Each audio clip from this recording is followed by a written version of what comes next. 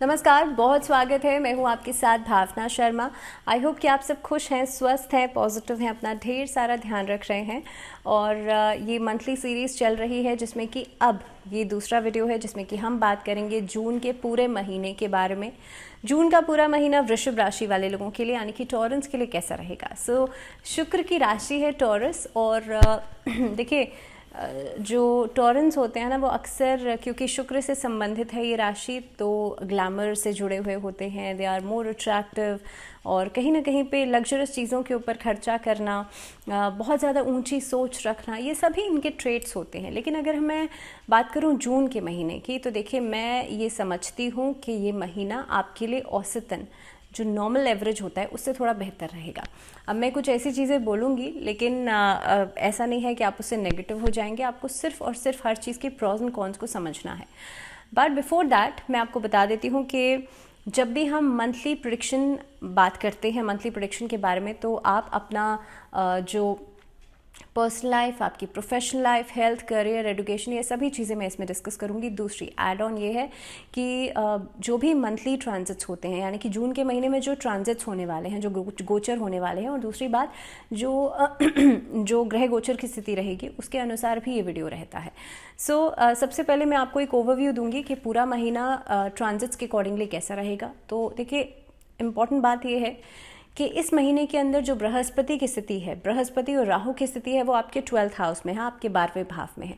अब बृहस्पति जब 12वें भाव में जाते हैं, क्योंकि बृहस्पति जो है वो पैसे को भी शो करते हैं, तो कहीं ना कहीं पे खर्चे को बढ़ाएंगे। बृहस्पति 12वें भाव में जाने के बाद आपके लिए ट्रैवल को बढ़ा देंगे, अध्यात्म से जुड़ने का मौका आपको देंगे, ऑकल्ट से जुड़ने का मौका आपको देंगे। लेकिन वहाँ पर राहु भी स्थित हैं, तो थोड़ा सा भटकाव भी करेंगे, थोड़ा सा ऐसी परिस्थिति भी लेकर के आएंगे कि आप छोटी छोटी चीज़ों में कंफ्यूज होंगे। आप अनएक्सपेक्टेडली कहीं ना कहीं पे लैंड अप कर सकते हैं। दैट मीन्स आप बिना सोचे समझे किसी चीज़ में लैंड अप कर सकते हैं। तो इस तरह की स्थितियाँ जो है वो बन सकती हैं।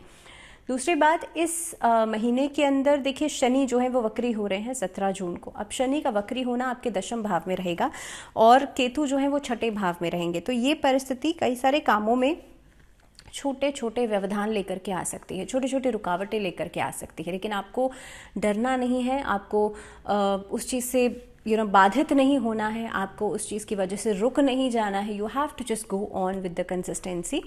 अब अगर मैं बात करूँ यहाँ पर ख़ास तौर पे, देखिए, आपके लिए जो मिड हाफ रहने वाला है इस महीने का, उसमें कहीं ना कहीं पे आपको अपॉर्चुनिटीज़ भी मिलेंगी, उसमें आपको आगे बढ़ने के मौके भी मिलेंगे, उसमें भाग्य भी आपका साथ देगा। लेकिन जैसे मैंने कहा कि छोटी छोटी रुकावटों की वजह से अगर आप परेशान हो जाएंगे, अगर आप रुक जाएंगे, काम को करना छोड़ देंगे, तो आपके लिए प्रॉब्लम्स बनना शुरू हो जाएंगी।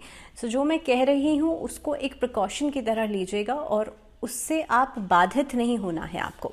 अब दूसरी परिस्थिति जो बनती है आप लोगों के लिए कि देखिए, राहु और बृहस्पति की 12वें भाव में मौजूदगी, खास तौर पे इस अवधि में जिन लोगों को इंसोम्निया की प्रॉब्लम है, तो उनके लिए दिक्कतें थोड़ी बढ़ेंगी, या स्लीपलेस नाइट्स जो हैं वो आपके लिए देखी जा सकती हैं। थोड़ा सा इसके नज़रिए से हेल्थ को लेकर के भी ध्यान रखिएगा।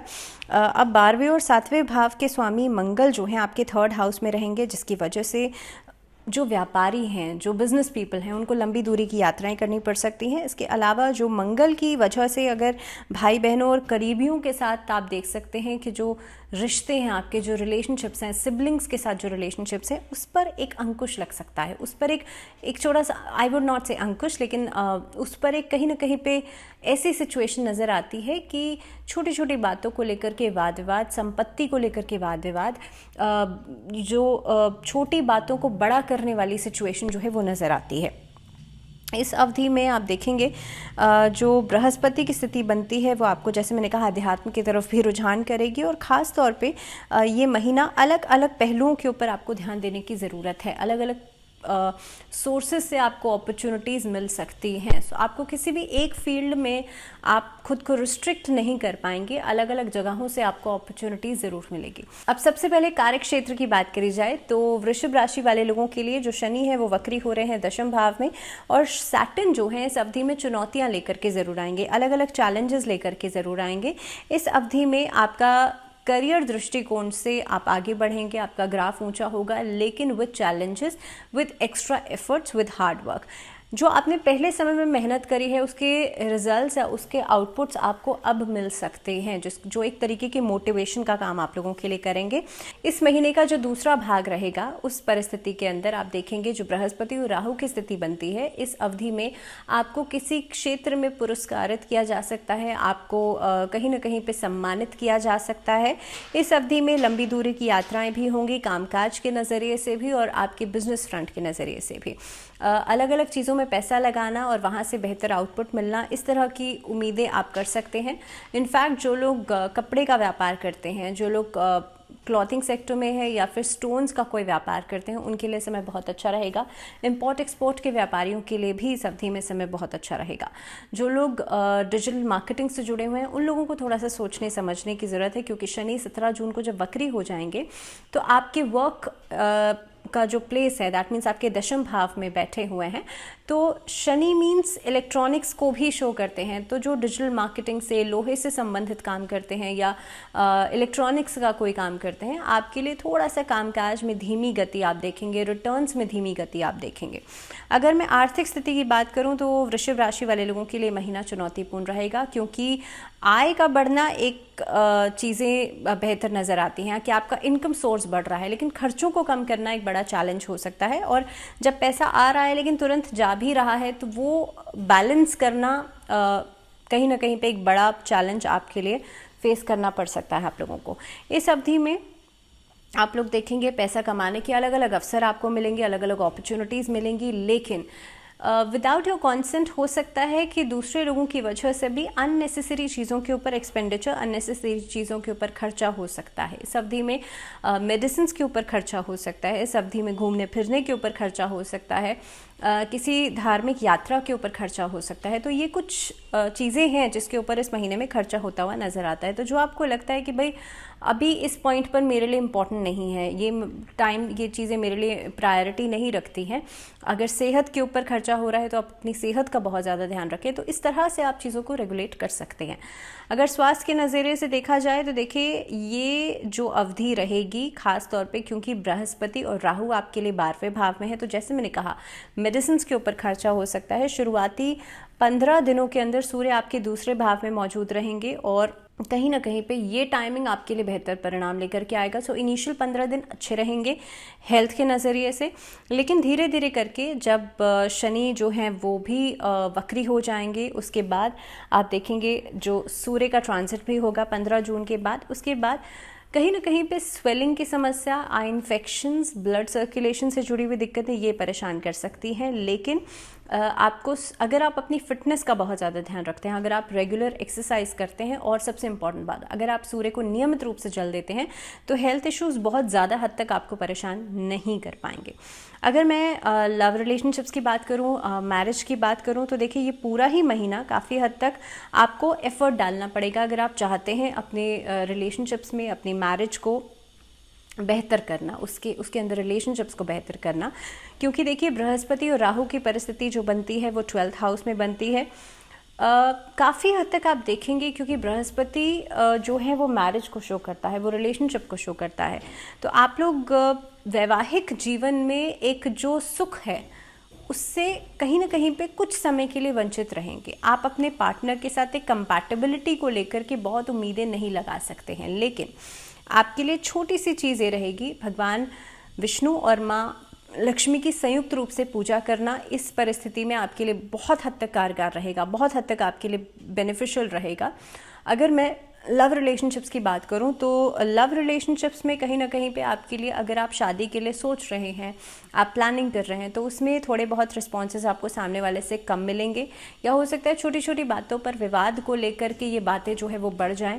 लेकिन हाँ, लगभग 17 जून के बाद स्थितियों में सुधार आना शुरू होगा। आपस में आप चाहते हैं अगर रिश्ते को बेहतर करना तो आफ्टर 17 जून आप कम्युनिकेशन अपना बढ़ाइएगा। इस अवधि में जिनकी अभी शादी नहीं हुई है वो लोग राधा कृष्ण की उपासना कर सकते हैं। भगवान श्री कृष्ण को बांसुरी अर्पित कीजिएगा और उसमें शहद डाल करके अर्पित कीजिएगा। उसमें आप अपना और अपने पार्टनर का नाम रेड पेन से लिख सकते हैं और उसके अंदर बांसुरी के अंदर डाल करके और भगवान श्री कृष्ण को अर्पित कर सकते हैं। आगे बढ़ते हैं, बात करते हैं पारिवारिक जीवन की। पारिवारिक जीवन में खासतौर पे देखिए बृहस्पति और राहु की स्थिति जो बनती है, आपस में परिवार के सदस्यों के बीच में आप खुद से तालमेल बैठाने का बहुत ज़्यादा प्रयास करेंगे, जिसमें कि आप काफ़ी हद तक सफल भी रहेंगे। लेकिन छोटी छोटी बातों पर मतभेद जब सूर्य आपके लिए ट्रांजिट करेंगे तब उस समय पर स्थिति बनती हुई नज़र आती है। इनफैक्ट शनि भी जब आपके लिए वक्री हो जाएंगे उस समय पर यह स्थिति भी नज़र आती है।